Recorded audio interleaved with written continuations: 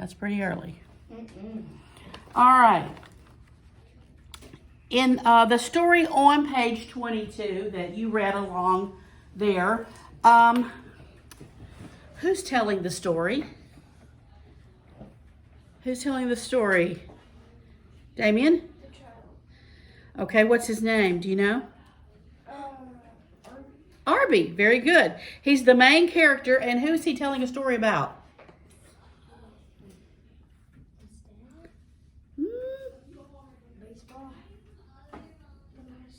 He's talking about himself. He's telling a story about what happened to him, what he was doing, right? He got up. He got ready to go out. He ran back upstairs. He put his contact lenses in, didn't he? So that he could see better. All right. Does the first sentence make you want to keep reading? Kind of piques your interest, doesn't it? Makes you want to find out what's going on in this story. That's a good way to start a story.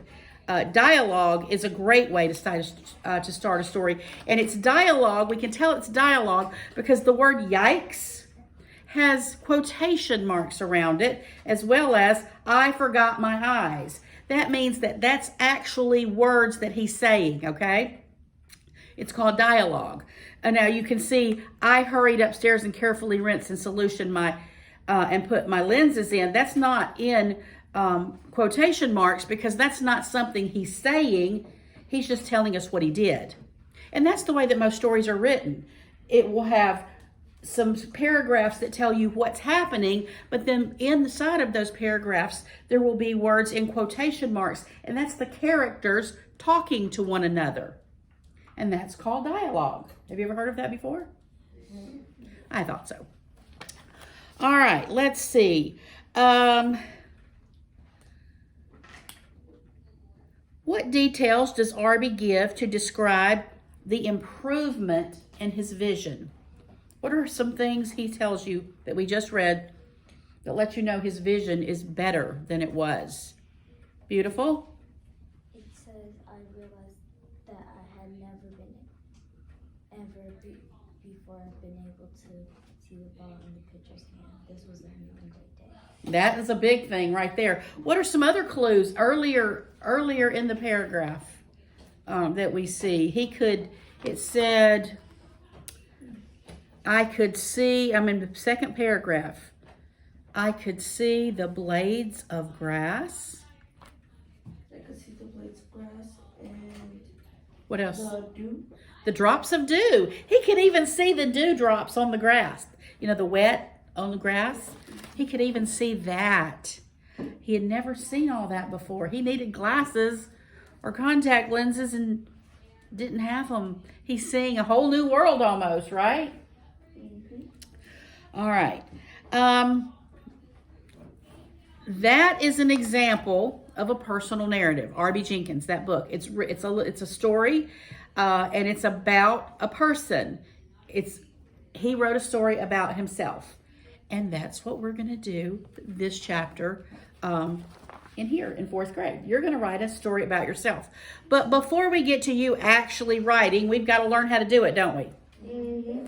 All right, so that's what we're going to talk about today on page 25 in your book. So if you look at page 25 with me, would someone like to read that top paragraph in the yellow box? Kaylee, will you read that for us? Most of us like to read and listen to stories. Narrative writing is writing that tells a story. A personal narrative is a story about you. Have you had an unusual, exciting, happy, or scary experience? What did you learn? Keep going. From Find your experience. You can write a personal narrative to tell. tell about something interesting that happened to you. Here is a personal narrative written by Shibu, yes. All right, so a personal narrative is a story, or a narrative is a story, and a personal narrative is a story about the person writing it, okay? A story about you. Okay, so who knows the stories about you better than you? No one, right? Hassan, I need you to take the things off that are not in front of your face and put those away, please. Thank you. All right, thank you. All right. So this is this character that we're going to read about in our book. His name is Shabu, and he's writing about an experience that he just had. So read along as I read it out loud, okay? My new friend. I need you to put that away and follow along. Thank you. Last year, I went with my dad to visit his grandmother at Berrydale Nursing Center. I didn't know I was going to make a new friend. I only knew I felt nervous. My great-grandmother was sitting outside the door of her room wearing a silky blue robe. Her gray hair was pulled back into a long braid. When she saw me, she smiled and said, "This must be Shabu." Her voice was soft and shaky, but her smile was full of love. I didn't feel nervous anymore. My dad wheeled her wheelchair out onto the deck. She talked to my dad in Bengali. It is the language of her people in India. I could not understand, so I just kept quiet. Then my great-grandmother turned to me and said in English, "Shabu, will you read?" She handed me the Bible in her lap, and I saw that it was open to the 23rd Psalm. I read it out loud. When I finished, she began to speak in Bengali. She quoted the whole psalm for me in her own language. Then she smiled again and gave my hand a hard squeeze. My dad prayed, and we took great-grandma back to her room. Now I write letters to my great-grandmother. She writes back right away. Sometimes she writes a sentence in Bengali at the end, and I ask my dad to read it for me. Great-grandma is 90 years old, but I feel as if she is one of my best friends. All right. Why do you think Shabu chose this experience to write about? Damien? Because it's special to him. It's something special to him. It had an impact on him, didn't it? Yes. It was special. It was unusual. He had never met his great-grandmother before, right? Also, thank you. Thank you very much. All right, so it was a special experience for him. He maybe thought it would be interesting to other people to read about. And it was an experience that he wanted to remember, okay? Something he wanted to remember. All right, let's look over on the back of your page. At the top, Ronald, would you read the paragraph in the yellow box for us? Can you pull your mask where I can hear you? Just pull it right down below your mouth and then you can pull it back up when you're ready. Do you know someone who is a good storyteller? Most good storytellers think about their audience or the people who will be reading or listening to the story. Then they add interesting details, dialogue, and sometimes humor to the tale of the audience to enjoy. Stories can make us feel as if we are visiting another place or another time. We can also learn from the stories of others. Very good. All right. So our audience are the people that are going to be reading your story. All right. Now, when you finish writing your personal narrative, you're going to share your personal narrative with our class. You're going to get a chance to read it to our class. So your audience will be these people. Now, there might be some other people in your audience because you may want to practice reading it at home. So maybe your parents or grandparents or siblings. Make sure your chair's down, please. Or your siblings may be an audience for you too. And then, of course, I'm your audience as well, right? Yes. All right. So your audience is important because if you're writing to kids you might write one way. But if you're writing just for grown-ups, you might write a different way. But a lot of times you don't know who your audience is going to be. So you just kind of have to write it the best way for you, and then your audience can enjoy it, however you decide to write it. All right, on page 26, where Ronald just read for us, there is an orange box. It's called Tips for Writing a Good Personal Narrative. These are some things you're going to need to remember, but of course we have this book, and you can flip back to this page in the next couple of weeks as we're writing to have these tips. Tip number 1. Diamond, will you read that for us? Think about who will read your person narrative. Think about who will read your personal narrative. That's your audience. Think about that before you begin writing. Number 2, Jordan, will you read that for us? Write about something that you remember well. Number 3, who would like to read that one for me? Kaylee. Get the reader's attention with the opening sentence. Get the reader's attention with the opening sentence. You want them to be interested right at the beginning, okay? If your first sentence is boring, they may not want to read anymore. But if you have a good first introductory sentence, then they're going to finish reading your story, right? Very good. Number 4. Who would like to read number 4? Haley.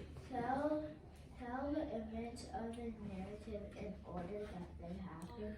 Tell the events in the narrative in the order that they happened.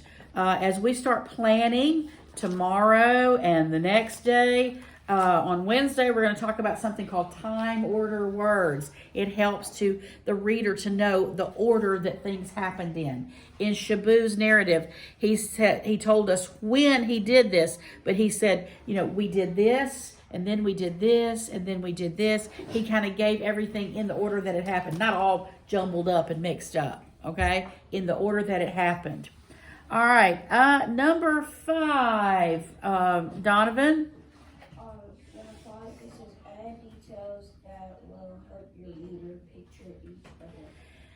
Details are important. There's some details in Shabu's very first paragraph. One of the ones that jumps out at me is, my great-grandmother was sitting outside the door of her room wearing a silky blue robe. Did you get a picture in your mind when you heard that? She had a long braid down her back. I can just kind of get a picture in my mind of what this lady looks like. And I've never seen her before. But he used good details to give us an idea of what she had on and what she looked like. And that's important for your story, that you give us details. You don't want it to be a boring story. You want to keep our attention, okay? Number 6, beautiful. Use dialogue to make the people in your narrative come alive. Dialogue is spoken conversation between two people in your narrative. Remember to use quotation marks around someone's spoken word. Quotation marks. So when they speak, you put quotation marks around it. If you look back over on the front at Shabu's narrative, in the first paragraph, about halfway down or near the end of that paragraph, you see it says, "This must be Shabu." And it's in quotation marks. That was the great-grandmother speaking, wasn't it? Very good. All right. Let me see. Hassan, will you read number 7? Make your ending sentence tell what you learned or how you feel about what happened. Right. So if you learn something in your experience, make sure you share that. Or if you have special feelings about it. With Shabu, he told us how he feels. He says, great-grandma is 90 years old, but I feel as if she is one of my best friends. So he's telling us kind of the experience, how he feels about the experience that he had with his great-grandmother. All right. Let me see. Good writing tips. All right. Before we get going on the rest of it, not sure how I want to cover this today. All right. We're going to write a paragraph on the board together. All right. So what we need to do is we need to choose a topic of something to write about for a class narrative paragraph. Now, we haven't done a whole lot this year. We've only been in school for 3 full weeks. So we haven't experienced a lot. We haven't gone on any trips or done anything like that. But we could think of something that we did in class that we could write about. So what do you think we could write about for our class narrative that if we wanted to share with, say, the 5th grade class? What could we tell them about? Writing. About writing? Well, we haven't really written much yet, have we? No. So we probably don't want to tell them about that. Bible. Maybe we could tell them about the day we had to rearrange the furniture to fix the rug. It was kind of boring, but yet actually we got to move around more than we've done all year, haven't we? This is kind of a weird year for us, right? We don't get to do as much of this kind of stuff we used to get to do for right now. My prayers are that, everything's going to get better soon and we can kind of do things the old way. But until then. So if we were going to write a narrative about something we did in class, let's see, have we done anything fun at recess we could write about? We played Heads Up 7 Up in 4 Corners. We could write about that. We had indoor recess. Let's write about the day that we did Heads Up 7 Up. That first day. Remember that first day and like the very first time out, everybody got it right or whatever? Yeah. And then nobody got it right after that. Yeah. We could write about that. We could tell the 5th grade about our experience in playing Heads Up 7 Up. So if we did that, if we made that our topic, then we need to decide what we want to talk about. What are some descriptive words that we could use to write a paragraph about playing Heads Up 7 Up?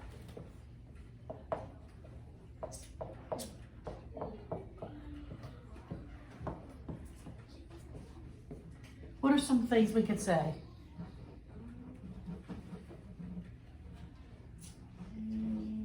Anything? Nothing? It wasn't fun. Was it fun? Yes. Okay, so it was a fun game. Everybody got to play, Yes. right? Everyone got a turn. Which is kind of part of everyone got to play. We all got to play. Everybody got to be involved and take a turn. So we'll kind of include that all in the same thing. I know what you're saying. Everybody got to stand up here and go pick somebody. It was a confusing game. It was confusing a little bit. One time or more than one time we had to do it again because people are like, 2 people picked me. Or a couple of times only 3 people stood up and we're like, okay, who picked who? You can't tell because if we tell, then they'll know who it is. So it was very confusing a few times, wasn't it? Mm-hmm. Anything else? Stressful?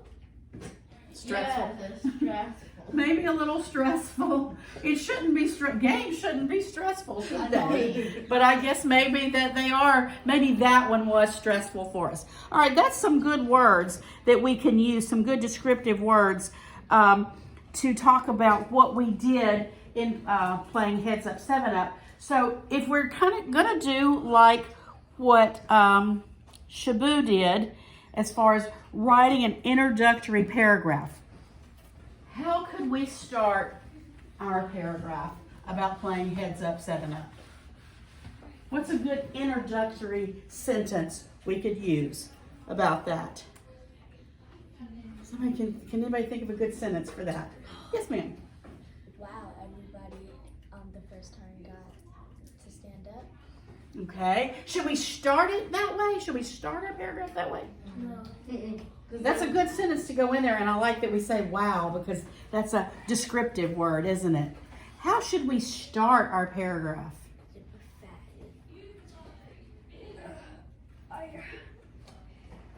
How we started could be with said, I got tricked and then I began to stand. I think, flip back over your page real quick and see how Shabu started his. He said, last year I went with my dad to visit his grandmother at Berryville Nursing Center. I think we could say, last week we played Heads Up 7 Up.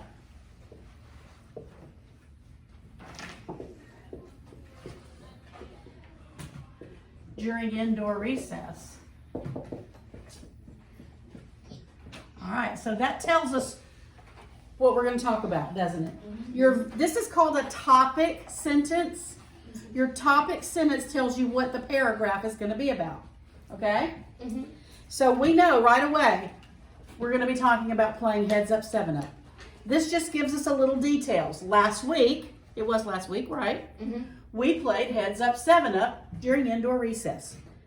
Now, we can get some details like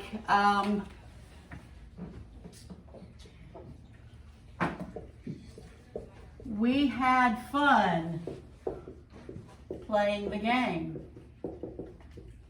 Remember, that was one of our things we just listed. We had fun.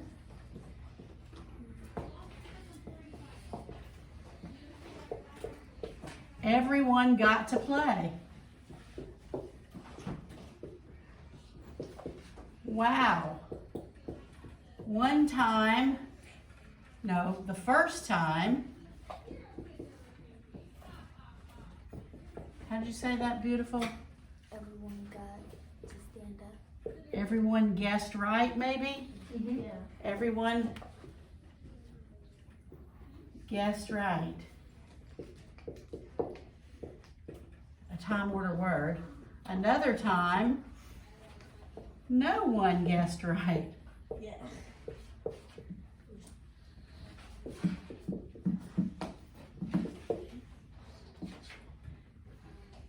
All right, and that would be our introductory paragraph, okay? Then we could go, yeah, I something else? have another part. Okay. And some of us were very confused. Yeah, confused. Some of us were very confused. But we still had fun. Yeah. All right, that would kind of be how we would start out. Now, we did that just so you could kind of see that you kind of have to do something called brainstorming. Kind of a crazy word, huh? Brainstorming. Yeah. You start thinking. And we made a list on the board of some things we wanted to write about. That everyone, that it was fun. Everybody got to play. Everybody got guessed right one time. Nobody guessed right one time. It was kind of crazy, mixed up a little bit, confusing. We made a list of things we wanted to include in our story, right? And then we just kind of start putting it down. And that's what you have to do when you're writing. You kind of just have to plan. That's part of the writing process, is planning. And that's what we did with that list we made on the board that I erased before we started our paragraph. You plan what you want to write about, and then you just kind of start putting it down on paper. Now, you may spell some words wrong. You may have things not in necessarily the order that you want it in. But that's okay, because in the writing process, we do something called revising, which means to change things, move things around, and proofreading, where we correct our mistakes, like misspell words and things. So what we really want to do is just get something down on paper first. And that's called a rough draft, okay? And when you write a rough draft, when you've got a piece of notebook paper, you skip lines on your rough draft. You write every other line, because that leaves you some room to make your corrections or to make your changes that you want to make. And you can mark all over it. And you see I have all these red pens? The reason I have all these red pens is because when we do our revising and our correcting, everybody gets a red pen, and you mark your paper in red, so that when you go back to make your neat final draft, you change those things that you've written in red. The things you've written in red are like the corrections. So where you've crossed things out and written in new things, you can change them. You see them because they're not in pencil anymore. They're in red. and you can see how that you're going to change things. But we'll get to that. That's all of the things that we're going to be looking at this week as we start looking at writing a personal narrative. But to finish up class today, we're going to start thinking about what you want to write about for your own personal narrative. Something that not any of the rest of us knows about. Well, except for maybe Haley and Kaylee, because I don't know. They know about a lot about each other because they're twin sisters and they live in the same house. So they may know what each other's writing about. But probably the rest of us wouldn't know what the other ones are writing about because we don't live in your house. We don't know what's going on with you. So if you look at the bottom of page 26, it says, think about the funny, unusual, exciting, or happy things that have happened to you. And list some as possible topics for your personal narrative. You've got 5 lines there, so you can think of up to 5 different things that you might write about. Now, let's get our heads off our desk, please. We're going to start getting marked down if you do that. We're not going to do that this week. All right. Some good ones that some of my students have written in the past. They've written about like a trip they took in the summer. You know, you went to visit your cousins in another state, or you took a vacation to the beach, or you took a vacation to the mountains, or you went to Disney World, or, you know, any kind of thing like that. You went to Islands of Adventure, or no, what is that place in Georgia? There's a thing.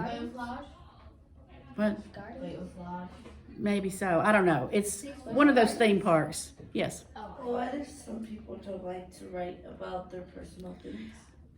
You have to. That's what the assignment is. You can give us as much information as you want. I'm not telling you have to tell me every personal detail about your life. You're going to write about something that you have done. A trip you took. Maybe your family came and visited you this summer. Or maybe you did a sleepover one weekend with your best girls, your best girlfriends, your BFFs. And, you know, you guys went and you went swimming, and you went to the movie, and you went here and you went there. Probably you didn't do any of that this summer because, I don't know, there were no movie theaters and stuff. But something you have done. Yes, beautiful. Does it have to be like this summer? No, it doesn't have to be this summer. It can be, you can tell me about your favorite birthday you've ever celebrated and what you did. You can tell me about what your family did at Christmas time or something. You're going to tell me about an experience, something that you've done. And it needs to be something that has not, like, don't write about something you did when you were 2. Because I don't know, how many of you actually really remember when you were 2? Oh, come on. Seriously? Okay. So you remember real good details about everything you did when you were 2?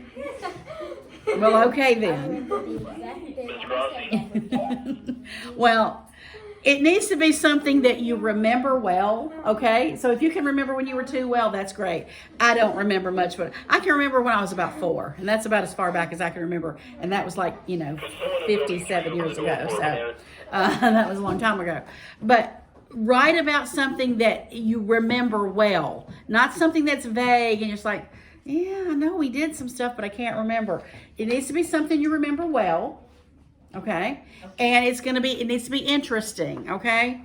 I mean, I think a personal narrative about yesterday I got up and I went and got some cereal and some milk and ate some breakfast, and then I watched a little TV, and then I went and played a video game, and then I took a nap. No, that's not the kind of personal narrative we want. We don't want a daily journal or diary of what you do step by step. We want to know something that's interesting, because who wants to read about what you just did? Oh, okay, and then I had to blow my nose, and then no, we don't want to do that, okay? We want it to be something interesting and fun. Yes, going to New York. So right now you've got about 5 minutes left, and you've got 5 lines there. I need you to write at least 3 things, but you can write as many as 5 of what you might write about. three, different things that you could, like you could say, okay, well, maybe I'll write about that birthday party I had, or maybe I'll write about summer vacation, or maybe I'll write about, three different choices, so that then you can make a decision, okay? And so you have about 5 minutes to get things written down. Yeah. If you remember it well, you can. And if you can remember it well, that can be one of your choices. Yes, Hassan. Is these examples? We're on page 26. Oh. Yeah, we're on 26. Don't go to 27 yet. Okay, that's tomorrow's lesson, all right? We're at those 5 lines on page 26. These are possible topics for your personal narrative. Give me 3 to 5 possible things you might write about. And then we're going to leave this in your book, because tomorrow we're going to look at that when we go to lesson 13, and you're actually going to have to decide which one you're going to write about, okay? So go ahead and get that done now, and that will finish out our lesson.